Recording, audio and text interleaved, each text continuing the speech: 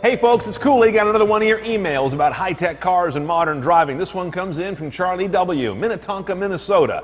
Says, I read that the Porsche Taycan will come with a vegan interior. And Tesla seems to be going that way too.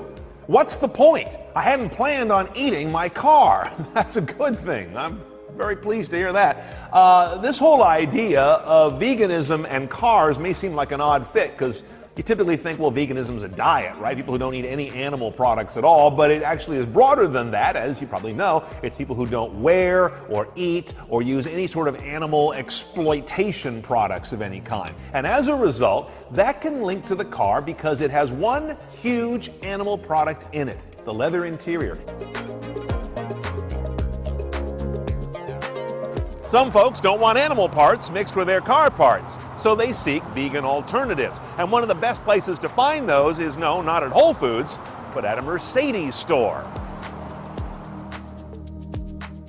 Now, Mercedes is arguably the king of synthetic leathers. And I know what you're thinking. That sounds like that crappy embossed vinyl on some cheap car you had back in the day.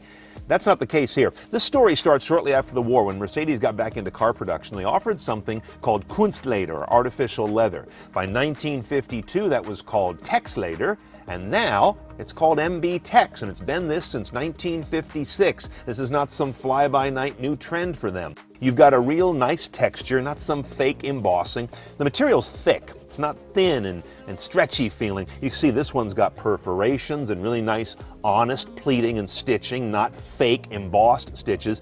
In every way, this resembles leather, feels like leather, and it wears like iron. I know a lot of folks who've got older Mercedes with MB-Tex.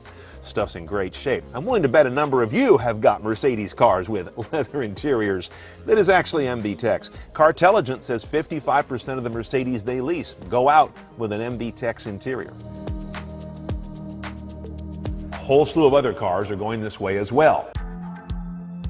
Tesla has been quietly dropping leather from just about any part of its cars. The Model 3 and the coming Model Y are already vegan only. The Polestar 2 will come standard with a vegan leather-style upholstery and recycled wood, although leather will still be an option. By 2020, Range Rover Evoque, Velar, and the Jaguar I-Pace will all offer vegan interiors. And the entire Prius line comes with either Softex, synthetic leather, or a synthetic fabric upholstery. Even the Avalon comes with that synthetic Softex. And that brings us to the car you mentioned, Charlie, the Porsche Taycan, which indeed has something Porsche calls Race-Tex. That's their version of a vegan interior. And one of the first things they point out about it is that it creates 80% fewer CO2 emissions in its entire production and lifespan. And therein lies one of the keys to why car makers are going vegan on the inside. They are under huge pressure, especially in the European Union, to reduce the CO2 footprint of their products and more broadly of their business. And not all of that footprint comes from a tailpipe.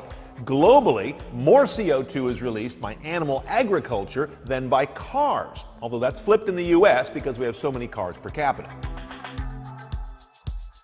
Leather, according to the UN Industrial Development Organization, creates a long and rather nasty chain of CO2 and chemical emissions and processes.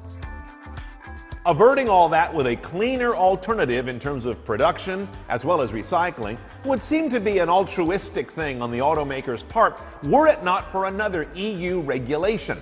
It gives car makers credit not only for reducing over-the-road CO2 emissions, but also gives car makers credit for so-called eco-innovations that may reduce their overall CO2 footprint, but not necessarily in a way that can be measured in a road test. That's where the interiors come in.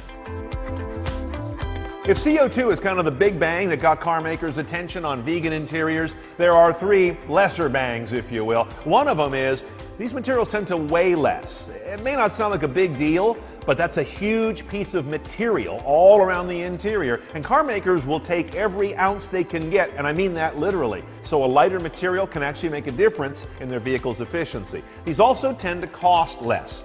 Because often they're made of recycled materials that have a lower cost base and a shorter time to produce and assemble the raw resources than animal agriculture. And, as I mentioned, these are often from recycled materials and can easily become recycled materials. All of these are good guys for both automakers and a certain class of consumers.